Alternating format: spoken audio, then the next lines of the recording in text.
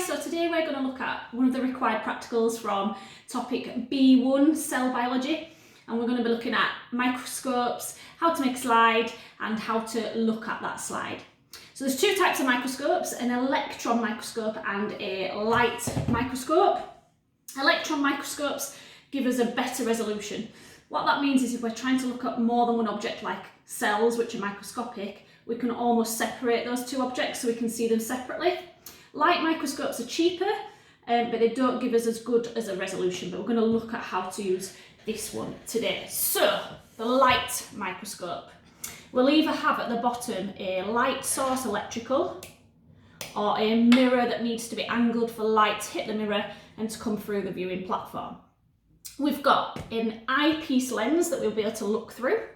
We've got 3 objective lenses. On this particular microscope, we've got ×4, ×10 and ×40. That's for how big your magnification is. We've got a stage where we place our slide with clips to hold it in place. We've got a coarse focusing knob that moves the stage up and down, closer or further away to our objective lens.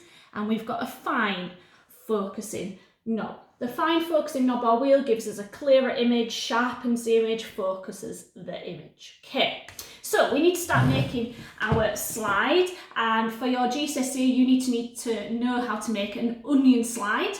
Unfortunately, in isolation, I have no onion right now, so we're going to make a cheek cell slide, but the idea is just the same. So I've got my slide, glass slide, and I've got a cotton bud. And I'm just going to take a swab of my cheek cells.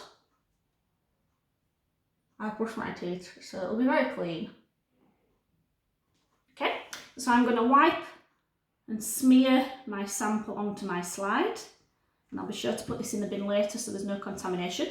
Now the issue is, oops, we can barely see anything. So what we need to do is use a dye.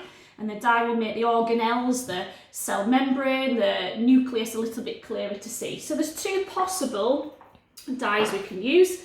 Iodine is the most common, and we've got methyl blue, which is a little bit darker. So I'm going to use some iodine today. A few drops of iodine on my cells. And if you do have a little bit too much, you can just blot off the excess.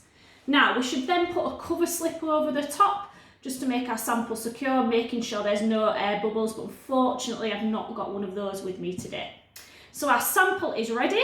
Here's one I made earlier, just like Blue Peter.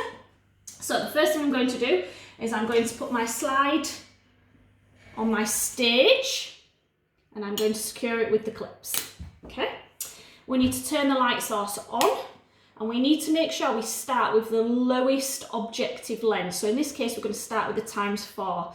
The reason for that, it gives us a really wide field of view, common exam question. We need to start with the stage as high as possible using the coarse focusing knob to move it.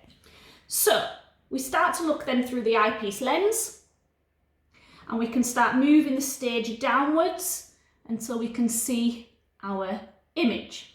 So I've now got my image in place, but it's a little bit blurry. So the best thing to do then is to use the fine focusing knob just to sharpen that image and focus it a little bit more, okay?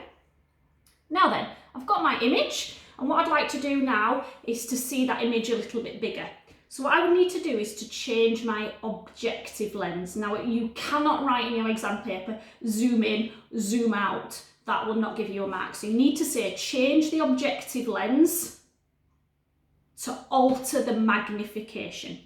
Again, we start the same process again. Stage as high as possible without the lens touching the slide, moving it down until you can see the image clearly, and then using the fine focusing lens just to sharpen that image.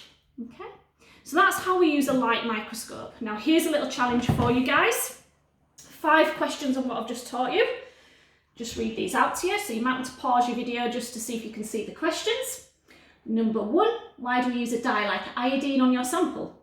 Number 2, Katie has a blurred image. What would she do? Number 3, why do you start with the lowest magnification?